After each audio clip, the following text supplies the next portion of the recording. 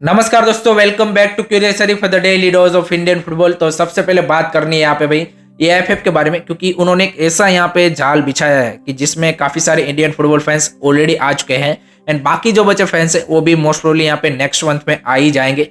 दरअसल मैं बात कर रहा हूँ यहाँ पे कि जो हमारी पुअर परफॉर्मेंस रही एएफसी एशियन कप की, उसके बाद अगर आप नोटिस करेंगे तो एक भी स्टेटमेंट यहाँ पे हमारे प्रेसिडेंट कल्याण चौबे ने उसके ऊपर नहीं दिया, या तो फिर हमारे जो इंडियन फुटबॉल टीम के जो सोशल मीडिया हैंडल्स है वहां पे भी नहीं आया। और जो 2 दिन पहले यहाँ पे इगोर स्टिमेच ने भी रिपोर्ट सबमिट की परफॉर्मेंस की, उसके बाद भी यहाँ पे एक भी एएफएफ ऑफिशियल ने उसके ऊपर कमेंट नहीं किया।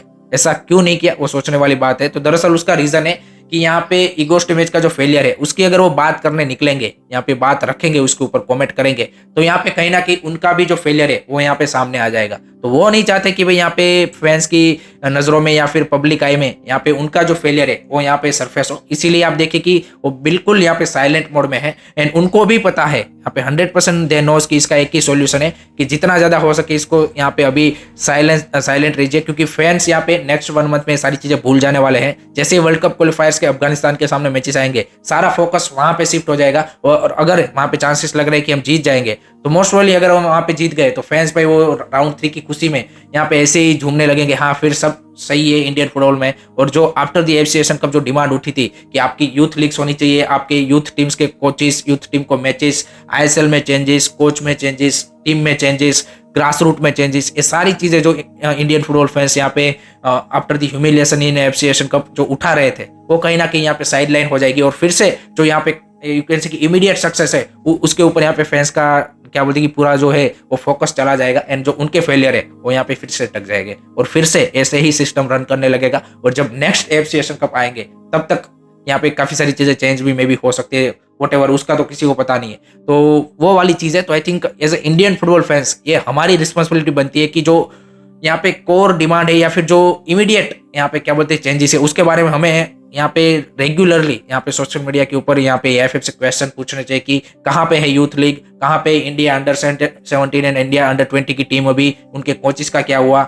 इस साल के एंड तक हमें उसके मैचेस खेलने हैं, सितंबर अक्टूबर में एएफसी एशियन कप के क्वालिफायर्स खेलने हैं। तो कहाँ है आपकी टीमें, कब होगी अंडर 13 अंडर 15 लीग जो कि जनवरी में होने वाली थी, अभी तक उसका कोई अता पता नहीं है। आईएसएल में चेंजेस, कोच कब चेक होगा, प्लेयर कब यहाँ पे आप चेंज करोगे नेशनल टीम में, ये सारी चीजें जो डिमांड है I think Indian football fans को हर रोज यहाँ पे इसको उठाती रहनी चाहिए, चाहे भले हम राउंड 3 में पहुंच जाए वर्ल्ड कप क्वालिफायर्स के, उसके बावजूद भी अगर ये चीजें आपकी प्रायोरिटी नहीं रही तो यहाँ पे जो नेक्स्ट कोई भी टूर्नामेंट आएगा, चाहे वो वर्ल्ड कप क्वालिफायर्स के राउंड 3 क्यों ना हो या फिर आपका एएफसी एशियन कप क्यों ना हो, सब में आपकी परफॉर्मेंस में कोई ज्यादा इंप्रूवमेंट देखने को नहीं मिलने वाला। So as a Indian football fans मेरी ये आप सबसे रिक्वेस्ट है कि जितना ज्यादा हो सके इस सारी चीजों को आप यहाँ पे सोशल मीडिया पे हर रोज आपको सिर्फ एक ट्वीट करना है, एक अगर इंस्टाग्राम है तो वहां पे एक पोस्ट करना है। सिंपल सी बात है कि आपको 5 मिनट में ये काम हो सकता है एंड आपको ये डिमांड उठानी ही चाहिए हर रोज, तभी जाके कुछ यहाँ पे जो 1% भी चेंज हुआ तो भी हमारे लिए वो बढ़िया बात होगी।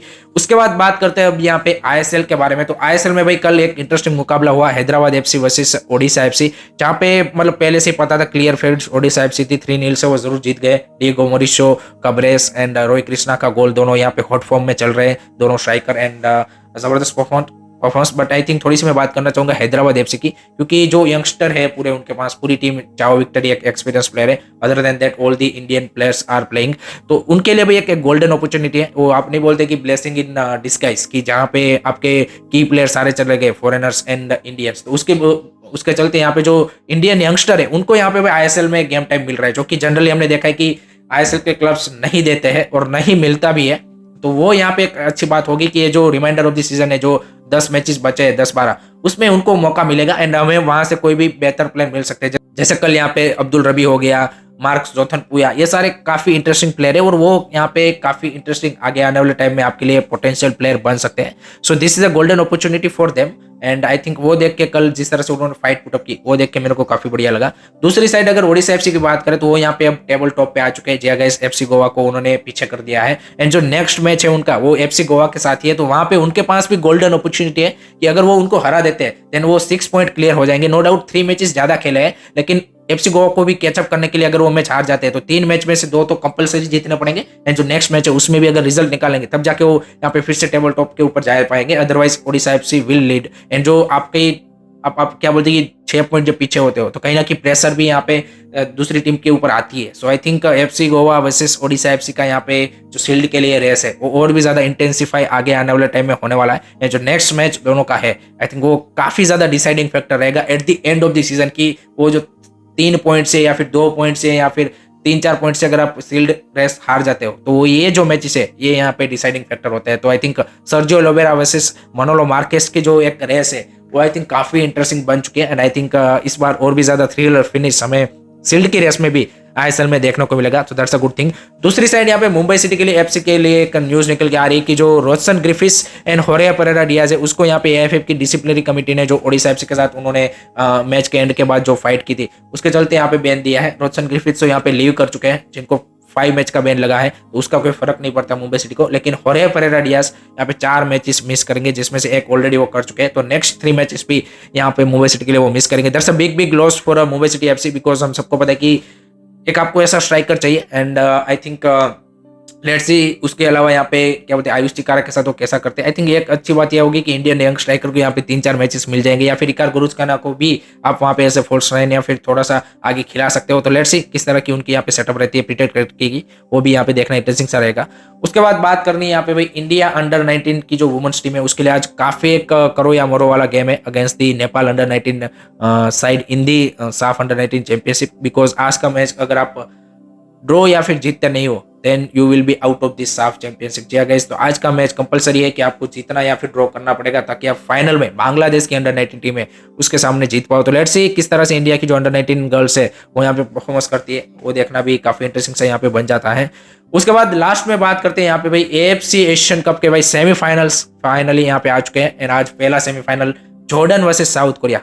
This is going to be interesting you can say की बैटल जहाँ पे जॉर्डन ने ऑलरेडी साउथ कोरिया के सामने ड्रॉ कर रखा है in the group stage. So I think एक इंटरेस्टिंग बैटल टो बैटल हमें देखने को मिल सकती है। साउथ कोरिया की भी जिस तरह से इस पूरे एएफसी एशियन कप का रन रहा है काफी इनक्रेडिबल रहा है कि जहाँ पे उन्होंने काफी थ्रिलर मैचेस काफी लास्ट मोमेंट पे निकाले हैं। एंड जॉर्डन भी अगर आप देखें तो एक ऐसी technically they are also very solid team. So I think एक इंटरेस्टिंग फाइट मैं एक्सपेक्ट कर रहा हूँ एंड मे बी यहाँ पे extra time penalty shootout आपको देखने को मिल सकते हैं। But I think South Korea in terms of the quality wise they are the favorites and they are coming with the high on confidence। Heungmin Son हमने देखा last match में जिस तरह से उन्होंने परफॉर्मेंस पुट अप की थी तो आई थिंक वो सबसे ज्यादा डेंजरस प्लेयर यहाँ पे जॉर्डन के लिए रहेंगे to defend. So let's see किस तरह से यहाँ पे जॉर्डन की प्लानिंग रहती है एंड आई थिंक काफी इंटरेस्टिंग मैच देखने को मिलेगा। I am seeing you can say कि South Korea might win but as a you can say कि underdog story I want to see Jordan win this match. So let's see let me know guys आपका क्या prediction है comment section में जरूर बताइए। So that's it from my side guys regarding today's Indian football news. I hope कि आपको video पसंद आया होगा। Keep supporting Indian football, don't forget to like subscribe curious study. जय हिंद